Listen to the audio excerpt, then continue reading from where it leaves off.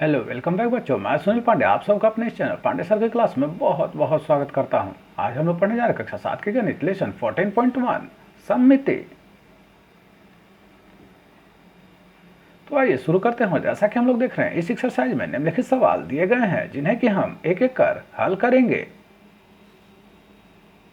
तो आइए शुरू करते हैं और पहला सवाल है, नीचे दी गई आकृति में जो बिंदु रेखा दर्शाई गई है वह उस आकृति की सममित रेखा है या नहीं, बताइए।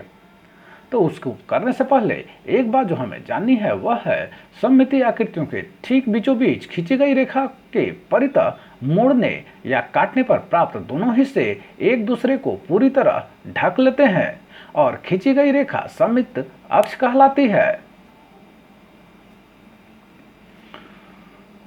तो आइए शुरू करते हैं और पहला सवाल में हम लोग ऐसा देख रहे हैं कि आकृति में जो है दी गई आकृति में जब वहां से हम आकृति को फोल्ड करेंगे रेखा पर से तो दोनों ओर के हिस्से एक दूसरे के ऊपर ठीक से ढक लेगी, अतः यह सममित रेखा है।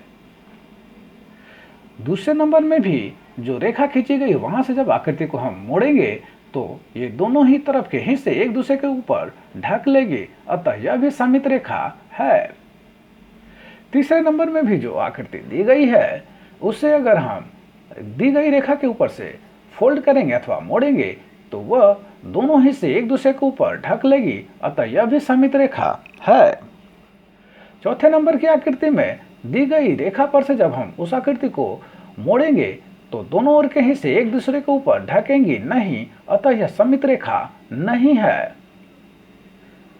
पांचवें नंबर आकृति में जब दी गई रेखा से हम उसे फोल्ड करेंगे अथवा मोड़ेंगे तो दोनों ओर के हिस्से आपस में एक दूसरे को ढक लेंगे, अतः यह दी गई रेखा सममित रेखा है।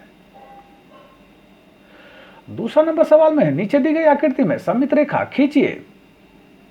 तो सममित रेखा अभी हमने कहा कि दी गई वह रेखा है जहां पर से वह आकृति दो हिस्सों में बढ़ जाती है और उस दी गई रेखा पर से जब उस आकृति को हम मोड़ेंगे तो दोनों हिस्से एक दूसरे को बिल्कुल ढक लेंगे। तो पहली आकृति में यह सममित रेखा हम खींच सकते हैं जहां पर से दोनों आकृति जो है बराबर हिस्से में बढ़ जाते हैं और जब वहां उस आकृति के रेखा पर हम फोल्ड करेंगे तो दोनों ओर के हिस्से एक दूसरे को बिल्कुल ढक लेते हैं। इसी प्रकार दूसरे नंबर आकृति में हम यहाँ पर से सममित रेखा खींच सकते हैं। एक और रेखा इसमें हम सममित रेखा खींच सकते हैं यहां पर से। तीसरे नंबर आकृति में हम यहां पर से सममित रेखा खींच सकते हैं। एक और रेखा हम यहां पर से भी खींच सकते हैं। चौथे नंबर आकृति में हम यहां पर से सममित रेखा खींच सकते हैं। यहां पर से भी सममित रेखा खींच सकते हैं। यहां पर से भी सममित रेखा खींच सकते हैं। यहां पर से भी सममित रेखा खींच सकते हैं और यहां पर से भी सममित रेखा खींच सकते हैं। इसमें एक से ज्यादा सममित रेखा हम खींच रहे हैं। चौथे नंबर आकृति में जो है अगर हम सममित रेखा खींचे तो यहां से खींच सकते हैं, यहां से खींच सकते हैं, यहां से खींच सकते हैं। इस प्रकार पांचवें नंबर आकृति में भी हम एक से ज्यादा सममित रेखा खींच सकते हैं।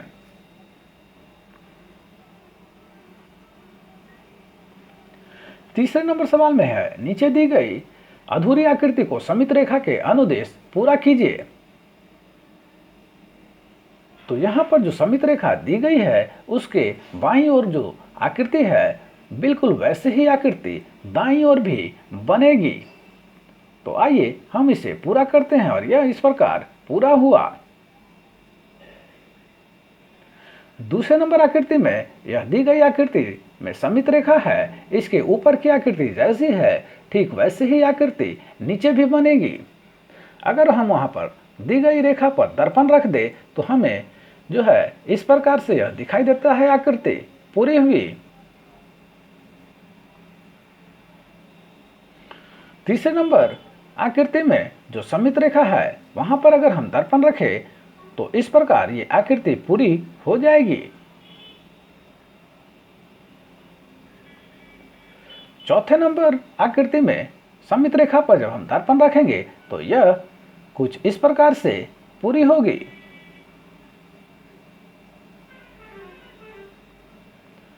पांचवें नंबर आकृति में सममित रेखा पर जो है हम अगर दर्पण रखें तो इस प्रकार से यह आकृति पूरी दिखेगी।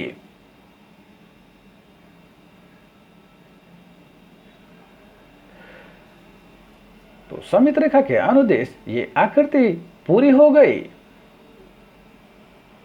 इस प्रकार के अन्य आकृति का भी प्रयास आप अपने हिसाब से कर सकते हैं। तो आप सबको हमारा प्रयास कैसा लगा हमें जरूर कमेंट कर बताएं।